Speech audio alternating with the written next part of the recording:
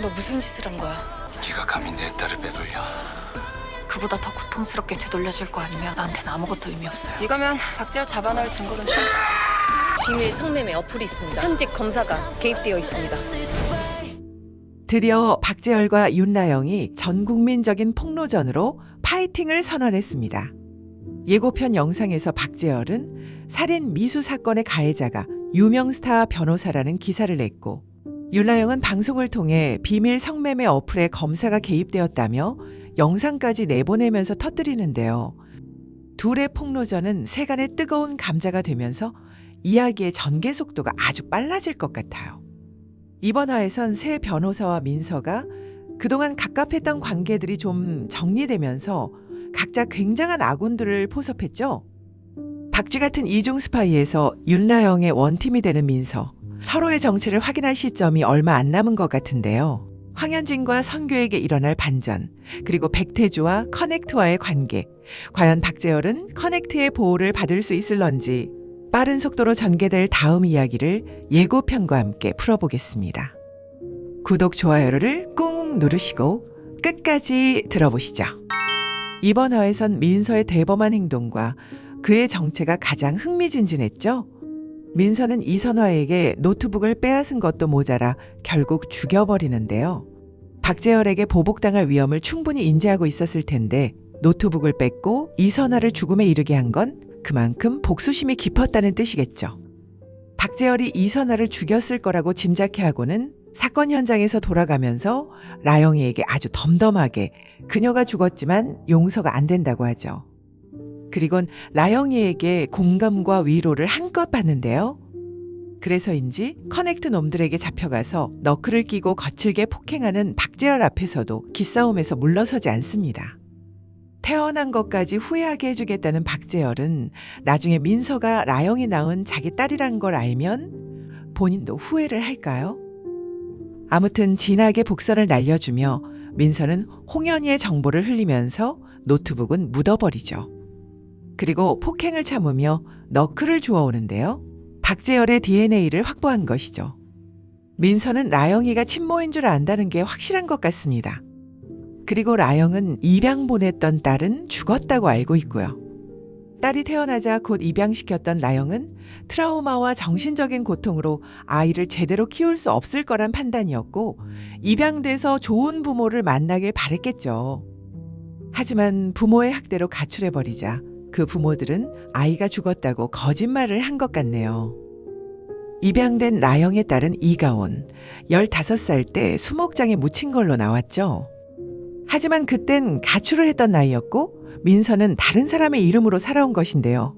법대생 부모를 둔 똘똘한 민서는 곧 입양 기록을 추적해서 엄마가 윤라영인 것을 알았던 거고요.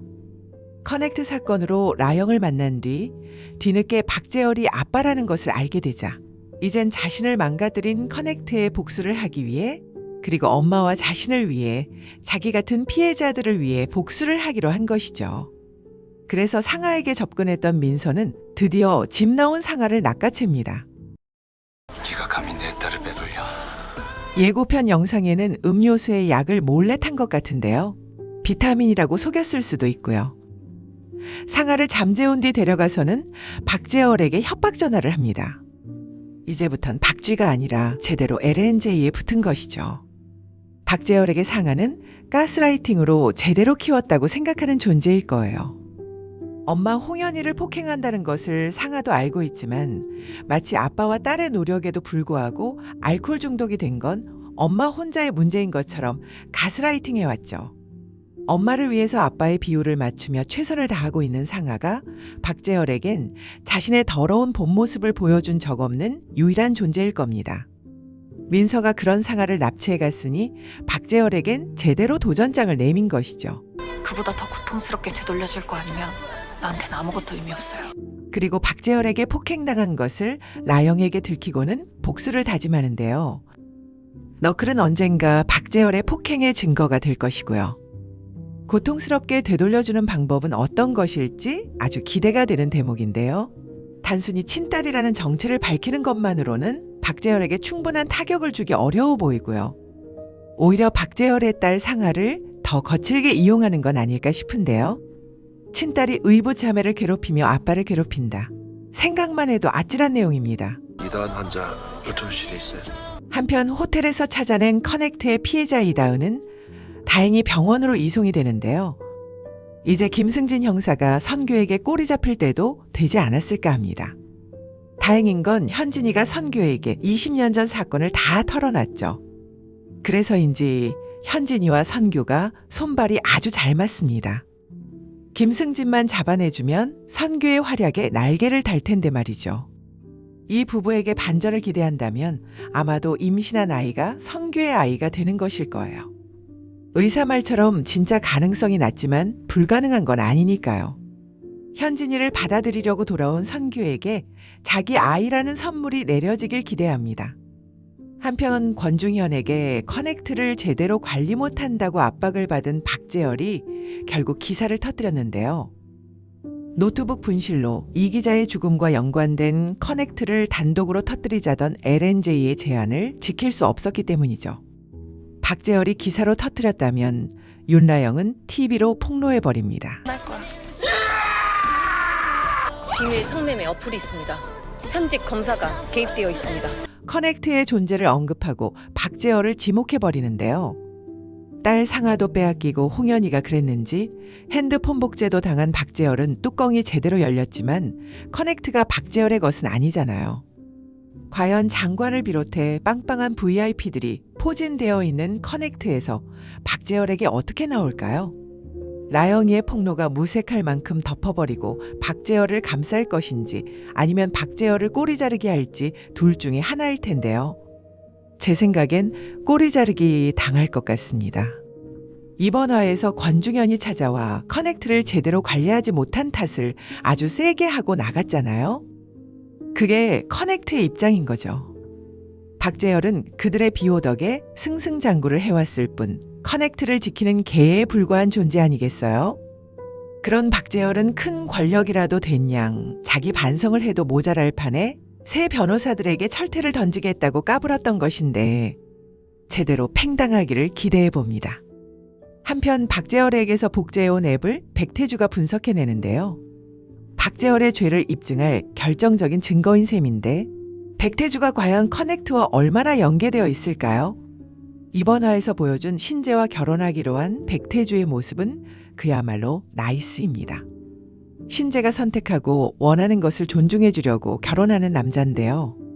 백태주가 신재와 결이 맞는 부분은 더 좋은 사회에 대한 이상주의자라는 점입니다.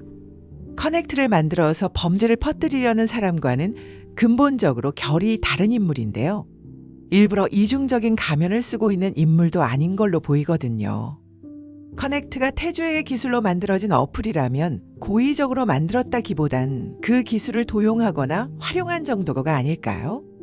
독보적인 기술이긴 하나 커넥트를 직접 만든 건 아닌 거죠. 그래서 다음 화에서 신재의 부탁으로 어플을 분석해주고서는 자신의 기술이 도입된 것을 눈치채게 되는 것 아닐까요? 딱 그 정도만 엮여있으면 좋을 것 같은데 말이죠. 잘못된 시스템을 모두 바꿔야 한다고 주장했던 백태주인데 시스템 자체가 공정할 수는 없는 것. 어떤 사람의 어떤 의도로 쓰이느냐에 따라 달라질 수 있다는 것을 깨달으며 이상주의의 노선이 살짝 수정되지 않을지. 그래서 헤일에 대한 적대적인 의도, 성태임에 대한 원한을 달리 생각하게 되지 않을지 뇌피셜을 돌려봅니다. 현진이는 선교를, 신재는 백태주를, 라영이는 민서를 든든한 조력자로 얻고서 진행될 다음 화. 아주 재밌을 거라고 기대되고요. 본방 시청하시고 저는 다음 리뷰로 만날게요. 구독, 좋아요로 들어주셔서 감사합니다. 드라마를 더 드라마틱하게 디드랍이었습니다.